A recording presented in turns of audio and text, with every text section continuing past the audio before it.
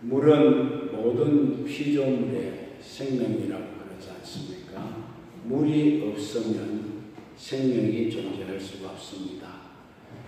천국에도 물은 있고요. 세상에 어디든지 물은 다 있습니다. 그런데 물 없는 곳이 있습니다. 그곳이 어딘지 아십니까? 그곳이 바로 지옥입니다. 지옥에는 물이 없어요. 그러니까 그 지옥은 생명이 없단 말입니다. 그 지옥은 영원히 죽음이라는 것이에요. 그래서 부자와 나사로 비유에 보면은 부자가 죽어서 지옥에 갔는데 저 천상에 보이는 나사로를 시켜서 자기 혀끝에 물 한 방울만 찍어달라 이렇게 예언합니다. 그런데 그걸 해주지를 못해요. 왜냐하면 천국과 지옥의 사이에는 큰 구렁이 끼어있기 때문에 그 누구도 그 구렁을 넘어갈 수가 없어요. 그래서 그쪽에 있는 사람도 이쪽에 오지 못하고 이쪽에 있는 사람도 그쪽으로 갈 수 없으니 사정은 딱하지만은 물 한 방울도 찍어줄 수 없다. 그렇게 말씀했습니다. 여러분, 지옥에는 물이 없기 때문에 생명이 없는 거예요. 믿습니까? 자, 우리가 살고 있는 이 세상에 물이 있다는 건 감사하시기 바랍니다. 이 물도 얼마나 우리가 흥청망청 쓰지 않습니까? 물이 물론 수도세가 나오지만 그 물값이 아니고 그 물을 정화시켜서 우리 가정까지 이렇게 배달해 주는 그 돈이지 물값이 아니에요. 물은 공짜입니다. 믿습니까? 하나님이 주시는 공짜 이 생명의 물이 우리에게 있음을 감사하시기 바랍니다. 사람도 동물도 또 식물도 다 물이 있어야 살아남을 수 있는 겁니다. 그러면 이 물은 누가 주는 것입니까? 누가 주는 것입니까? 창세기 1장에 보면 하나님이 궁창 위의 물과 궁창 아래의 물을 나누었다 그랬죠. 그래서 하나님이 궁창 위에도 물이 있게 하시고 궁창 아래도 물이 있게 하셨다. 그 물을 가지고 밭고랑에도 넉넉히 대주시고 저수지도 가득히 물을 채워주시고 단비로 밭을 두드럽게 하시고 그 사계에 복을 주시며 매년마다 풍성한 열매를 맺게 해주시며 주의 길에는 기름이 떨어지고 들의 초장에도 기름이 떨어지고 아멘 좀 하십시오. 산들도 기뻐하고 초장에는 양들이 가득하고 골짜기마다 곡식이 가득하니 만물이 다 즐거워하고 외치고 노래를 부른다. 할렐루야. 오늘 이 말씀이 본문의 내용입니다. 모든 만물이 은혜의 단비를 맞아야 생명이 넘치고 풍성한 열매를 가득히 맺는다는 말입니다. 이 시간 여러분들의 심령에도 은혜의 단비가 내리기를 바랍니다. 여러분 가정에도 하나님의 은혜의 단비가 내리기를 바랍니다. 우리 교회도 하나님의 은혜의 단비가 내려야 합니다. 우리 대한민국에도 하나님의 은혜의 단비가 내릴 수 있도록 여러분이 기도하시기를 바랍니다. 은혜가 있는 곳에는 은혜의 단비가 있는 곳에는 은혜의 물이 있는 곳에는 죽음이 없습니다. 할렐루야. 이런 이야기가 전해 내려오고 있습니다. 어떤 농부가 농사를 짓다가 이 가냘픈 호박 능굴에 커다란 호박이 달린 것을 보았습니다. 그 모습을 본 그는 하나님을 향해서 불평을 했습니다. 하나님, 저 가냘프고 가냘픈 가지에 저렇게 큰 호박을 여기 하시면 어쩌자는 겁니까? 하나님, 그렇게 원망을 했어요. 그러면서 한심하다는 듯이 혀를 끌끌 찼습니다. 그리고 농부는 포도나무 밑에 가서 앉아 쉬면서 또 그 위를 쳐다보았습니다. 나무에 포도가 열렸는데 그렇게 큰 호도나무에 비해서 아주 어울리지 않게 작은 호도들이 매달려 있습니다. 농부는 그것을 보자 또 한심하다는 생각이 들어서 하나님을 불평했습니다. 이렇게 큰 나무에 저렇게 작은 열매를 맺게 하시는 하나님 어떡합니까? 그러면서 또 혀를 끌끌 차면서 하나님이 하시는 일이 못마땅한 듯이 이렇게 농부는 말했습니다. 그리고 그 농부는 호도나무 아래서 낮잠을 즐깁니다. 한참 잠을 자고 있는데 호도 열매 하나가 불평 많은 농부의 이마에 탁 떨어졌습니다. 얼마나 아프겠습니까? 깜짝 놀라 깨어난 이 농부는 호도 열매 하나가 떨어져 자기 이마를 때렸다는 사실을 알게 된 겁니다. 그 순간 농부의 뇌를 번쩍 스쳐가는 생각이 있었습니다. 호도나무에 달린 호도알이 작았으니 망정이지. 이 호도알이 호박만 했더라도 나는 어떻게 되었겠는가. 머리가 박살이 났어요. 그래서 농부는 하나님을 향하여 회개하고 태도를 고치고 이렇게 말했답니다. 하나님 참 잘하셨습니다. 호박나무에 큰 호박이 달리게 하시고 호도나무에서 작은 열매가 달리게 하시고 참 잘하셨습니다. 이렇게 하나님을 칭찬했다고 합니다. 사람들이 날이 가물면은 늘 하늘을 쳐다보고 하나님 원망했습니다. 요즘은 수로 시설이 잘 되어서 그런지는 모르겠지만 그런 일을 많이 보지 못합니다. 그러나 옛날에 저희 어릴 때에는 다 천수답이에요. 하늘에서 비가 와야 되는 거야. 그래서 하늘을 쳐다보고 사람들이 하나님 비 좀 내려주십시오 이렇게 간절히 기도하면 어떻겠습니까? 그런데 사람들이 하늘을 쳐다보고 막 욕을 합니다. 네. 그런 걸 많이 봤어요. 시원한 비가 내리지 아니하니 사람들이 더워서 못 살겠다고 하나님을 또 원망합니다. 땀 흘려 지어놓은 작물들이 다 말라 죽는다고 또 하나님을 원망합니다. 예서 길러놓은 가축들이 질식에 죽어간다고 하나님을 또 원망합니다. 날씨가 가물고 동식물이 죽어가면 사람들은 다 하늘을 쳐다보고 하나님 원망하고 불평하는 것입니다. 저는 여기에도 하나님이 왜 그렇게 가뭄을 주시는가? 가뭄을 주시는데도 하나님의 섭리가 들어있고 거기에도 하나님의 사랑이 들어있고 하나님의 배려가 들어있다 이렇게 생각해 봅니다. 이런 때는 우리가 불평만 하고 있지 말고 이 가뭄의 때는 불평만 하고 있지 말고 이 일을 통하여 하나님이 주시고자 하는 또 다른 은혜를 생각할 수 있어야 합니다. 이 가뭄은 절대로 나쁜 것만은 아닙니다. 가뭄은 이 땅에 온통 피해만 주는 것만은 아니라는 것입니다. 어떤 면에서 보면 가뭄도 사람들에게 피해만 주는 것이 아니라 사람들에게 큰 도움을 줄 수도 있다는 것을 우리가 생각해야 할 것입니다. 가뭄이 극심하게 되면 어떻게 됩니까? 다 사방에서 온전히 답치를 합니다. 또 국론이 갈라졌다가도 하나가 되고 사라졌던 이웃 사랑도 다시 되살아나고 인정이 메말라가던 사회에 동정심과 사랑이 다시 사기 트는 것을 보지 않습니까? 나라에 큰 재난이 있고 어려움이 있을 때 국민이 마음이 하나가 됩니다. 이렇게 하나님은 가뭄을 통해서 사람들을 깨우치고 교육시켜 올바른 삶을 살아가도록 하나님이 지도하고 계신다는 것입니다. 사람들은 가물어 봐야 이 비의 소중함, 물의 소중함을 더 절실히 느끼게 되는 것입니다. 어제 그저께 속초의 남전도의 회원들과 다녀왔습니다. 참 재밌었고 즐거운 시간이었습니다.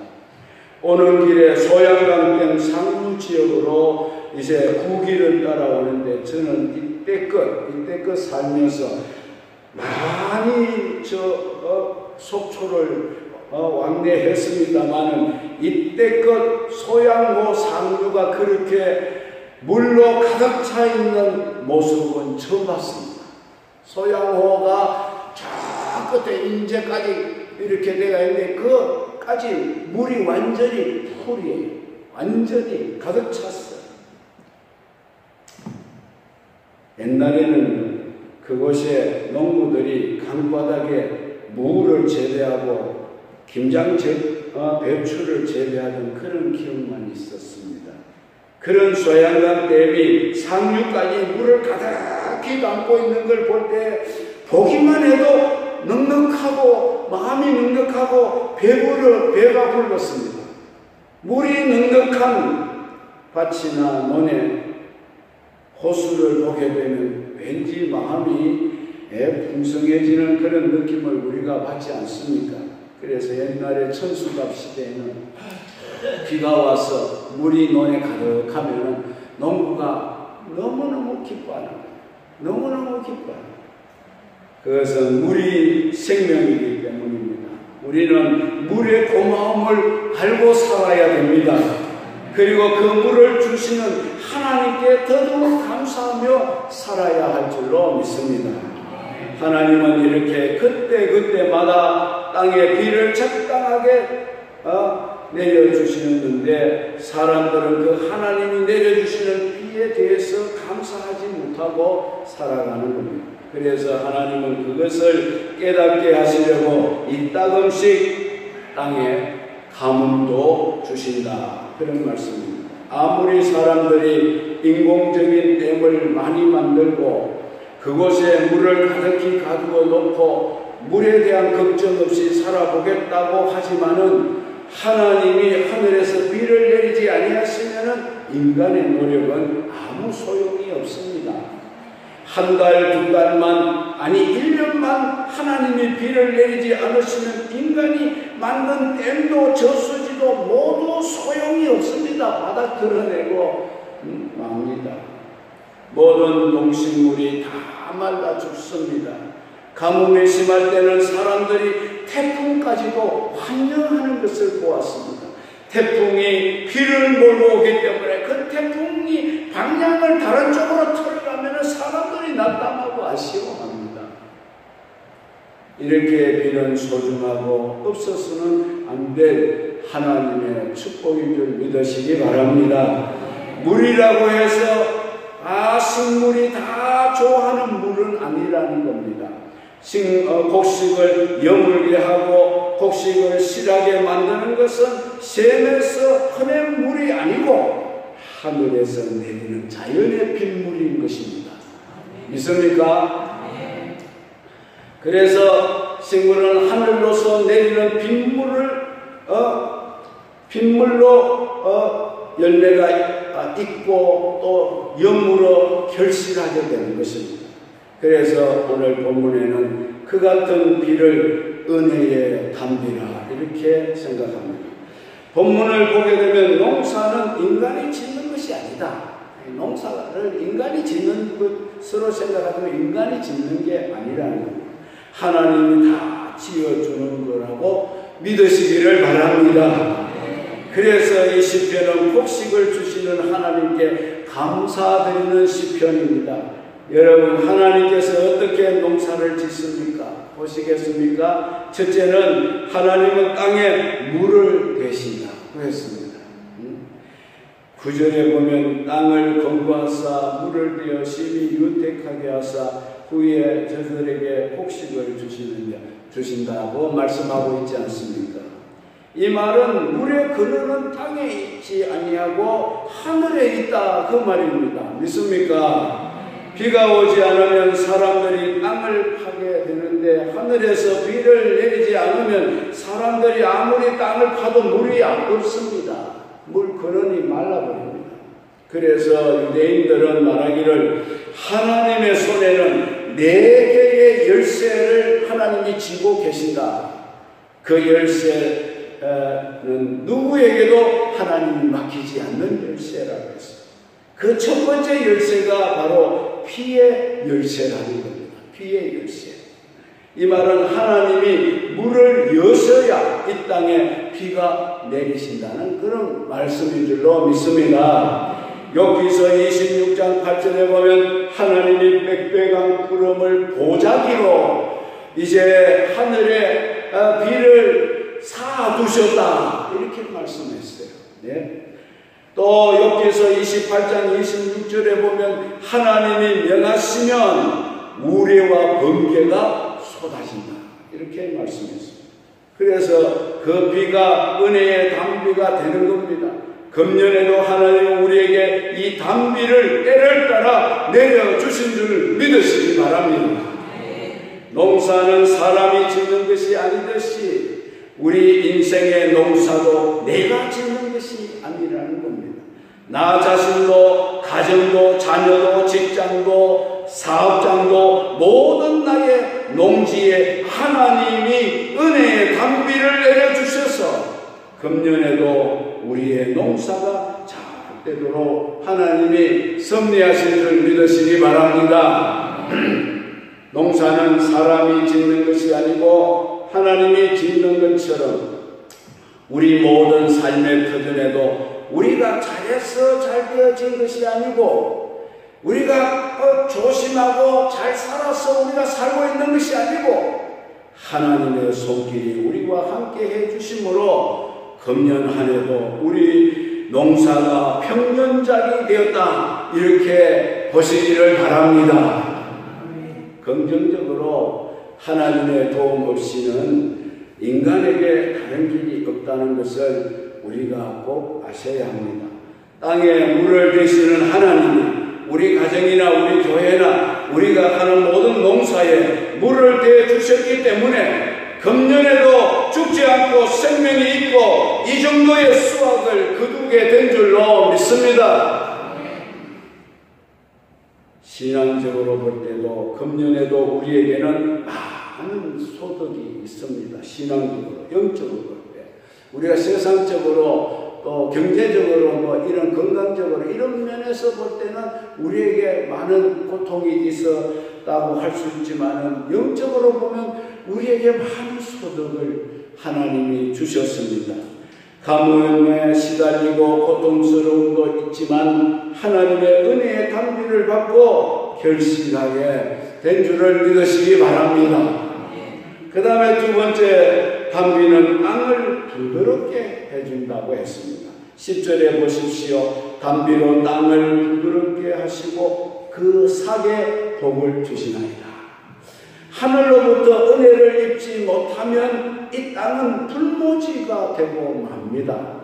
세상이 삭막해지고 사회가 삭막해지고 가정도 삭막해지고 교회도 삭막해지고 내 마음도 삭막해집니다. 단비가 없으면 그렇습니다. 어디든지 이 은혜의 단비가 내려야 부드럽게 되어지고 땅이 부드러워질 때 삭이 나고 복이 오는 것인 줄로 믿으시기 바랍니다. 내가 비가 오지 않으면 모든 땅이 삭막해져서 자연도 식물도 사람도 짐승도 살 수 없는 사막화가 되고 마는 것입니다. 하늘로부터 은혜를 입지 않으면 세상은 다 이렇게 거북이 등처럼 딱딱해지고 굳어지고 논바닥이 갈라지듯이 사방으로 갈라지게 되는 것입니다. 그러나 하나님의 은혜의 단비가 내리면 거북이 등짝같이 굳었던 것도 부드러워지고 갈라진 논바닥 같은 것도 하나로 다 부드럽게 하나가 되는 것입니다. 믿습니까? 이것은 사람도 마찬가지라는 겁니다. 사람도 하늘로부터 은혜를 입지 않으면 이렇게 돌처럼 그 마음이 굳어지는 겁니다. 굳어지고 사막화되고 그래서 그 마음이 사나워지고 포악해지고 악해지는 겁니다. 요즘 우리가 세상을 바라볼 때, 요즘 우리가 사람들을 바라볼 때 얼마나 사람들이 포악해졌습니까? 아무 자기와 상관없는 사람, 길 가는 사람은 칼로 찔러 죽입니다. 얼마나 사납습니까, 여러분? 세상에서 제일 무서운 짐승이 사람이라고 합니다. 여러분 부디 사람들 조심하시기 바랍니다. 그리고 여러분이 하나님 앞에 기도하면은 그 사나운 사람들을 다 막아주십니다. 믿습니까? 그래서 안전하게 살아갈 수 있도록 해주실 겁니다. 여러분 심성도 생각도 악해지고 난폭해집니다. 이 은혜의 단비를 못 받으면. 그래서 날이 가물게 되면 세상의 힘도 흉흉해지는 겁니다. 그런데 이렇게 메마른 세상에도 비만 내려주면 모든 것이 일시에 다 해결됩니다. 비만 오면 다 해결이 됩니다. 그렇게 물사업을 하고 죽일 놈 살릴 놈 하고 멱살 짓고 싸우던 그 농부들이 하늘에서 비가 내리면 조용해집니다. 할렐루야.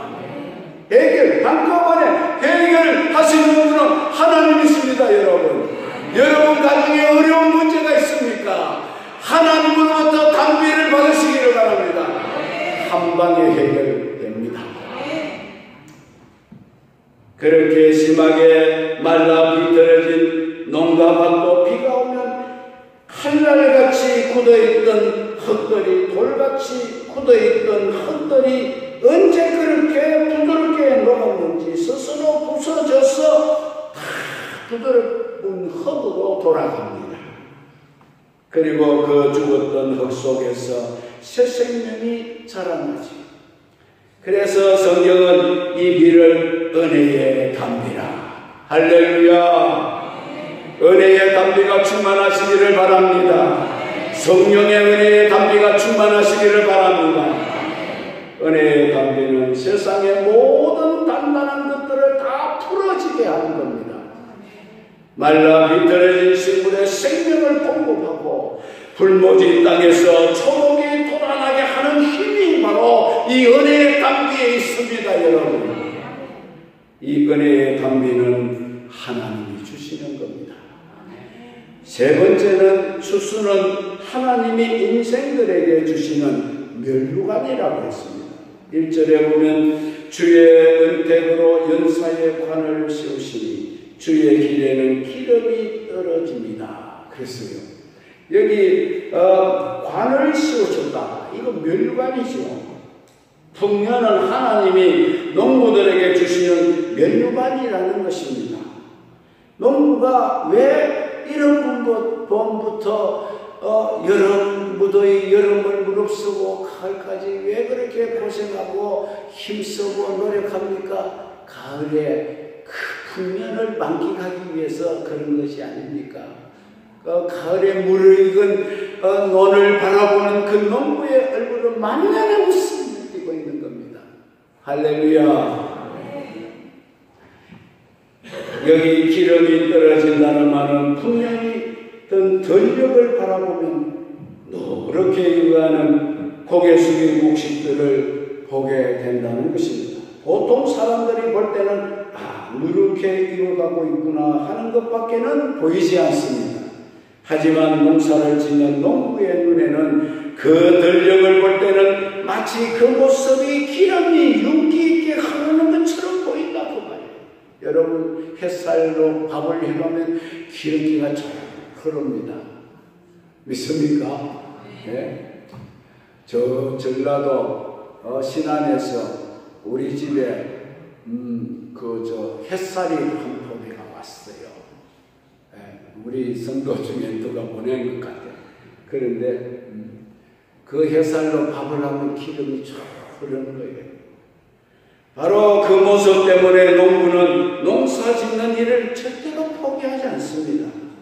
농부가 농사를 지을 때 연금비가 많이 들고 채산성이 맞지 않고 수고에 대한 보상이 충분치 않아도 이 농부는 농사 짓는 일을 집어치울 수가 없는 것이 그 기름을 친 듯한 황금 들녘을 잊을 수가 없기 때문이라는 것입니다. 예수님도 눈을 들어 밭을 보라 휘어져 낯을 기다리고 있다고 했습니다. 하나님은 올 한 해도 은혜의 담비를 우리 모든 삶의 터전에 내려주신 줄로 믿습니다. 그래서 금년에도 우리의 모든 삶이 기름지고 복되게 해주신 줄로 믿으시기 바랍니다. 우리는 다가오는 추수감사절을 마음으로 진심으로 우리가 준비해서 하나님께 감사를 올려드려야 할 줄로 믿습니다. 금년에도 하나님 우리의 삶의 밭에 물을 대주시고 고랑을 평평하게 해주시고 담비로 부드럽게 해주셔서 사계의 복을 주시고 연사에 거듭 간을 씌워주시고 우리가 가는 길에 기름이 떨어지게 하시고 우리의 삶의 골짜기마다 곡식을 풍성하게 덮어주시고 우리에게 즐거운 노래를 주신 하나님께 감사하는 여러분들이 되시기를 주의 이름으로 축원합니다. 우리가 사는 것이 어렵다고만 생각하시면 언제나 원망하고 불평만 하게 될 겁니다. 하나님이여 이마만큼 살게 해주신 것 감사합니다. 언제나 우리는 이마만큼이라는 말을 우리는 정말 입버릇처럼 하고 살아야 됩니다. 하나님 그래도 코로나가 지나가고 하나님 여러 가지 경제가 어렵고 힘들어도 이마만큼이라도 해주시니 감사합니다. 여러분 따라합시다. 이마만큼 축복해 주시니 감사합니다. 감사하고 사셔야 돼요. 하나님 왜 이랬습니까? 늘 불평하고 그 호도에게 머리를 맞았던 농부처럼 그렇게 불평하면 안 됩니다. 그러나 하나님이 금년에도 우리 가정에 은혜의 담비를 내려주셔서 이마만큼이라도 유지하며 살게 된 것을 감사할 수 있기 바랍니다.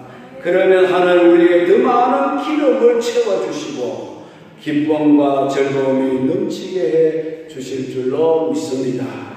때마다 일마다 우리에게 은혜의 답비를 내려주신 하나님께 감사하는 마음으로 우리가 다가오는 추수감사절에 우리의 마음으로 정성으로 성심성이 하나님께 준비하고 진심 어린 감사가 여러분들에게도 이루어지기를 바랍니다. 형식적이 아니라 정말로 진심으로 하나님 앞에 감사하는 여러분의 감사가 있기를 주의 이름으로 축원합니다.